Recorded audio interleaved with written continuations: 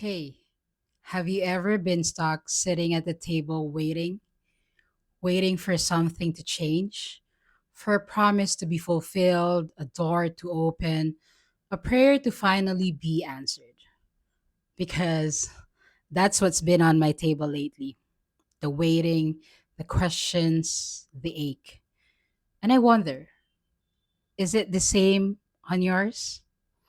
Are you sitting on a table that feels heavy, quiet, still, like hope was running late, like heaven had gone silent? You know, there was a week when I could feel myself slowly slipping into despair. I kept thinking, Lord, I'm doing everything you're asking.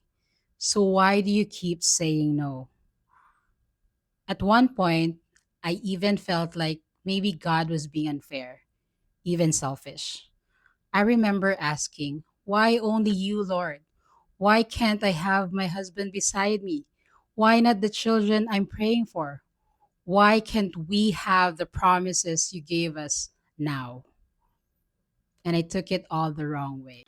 What I didn't realize back then was that it wasn't rejection, it was an invitation to come closer, to know Him, not just a promise keeper, but as my portion, to be wanted by the Father, the King of all kings, my Lord.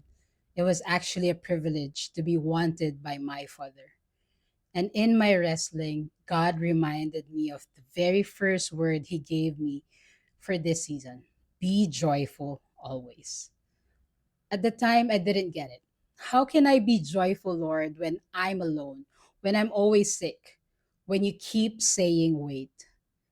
But slowly, God showed me that joy isn't found in the outcome. Joy is found in His presence.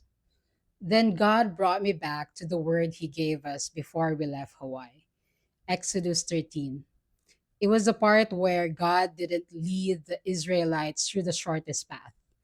He took them the long way around, not because He wanted to delay them, but because He knew it was the safest way, the one that would require trust. And then He whispered to me, that's not the end. Keep reading, keep moving. So I did. In Exodus 14, when the Israelites stood trapped between the Red Sea and their enemies, God made a way. Not in advance, not with a backup plan, right there, right then. And in Exodus 15, they sang. They sang of His deliverance, His faithfulness, His power, because He didn't just bring them out, He brought them through. But even after all that, I still wrestled quietly, because even with the truth in front of me, my heart still ached. That is when I found myself in Psalm 77, a chapter that felt like it was written straight out of my journal. It asked the raw, hard questions. Has God forgotten to be gracious? Has His promise failed? But then comes the shift. I will remember the deeds of the Lord. I will meditate on all His works. That changed everything for me, because it reminded me God has always been faithful. Even when I couldn't see it, even when I doubted, He never stopped working. And maybe that's where you are too, wrestling, waiting, wondering. But hear me out. Maybe this season isn't about what you're lacking. Maybe it's about discovering that He is enough.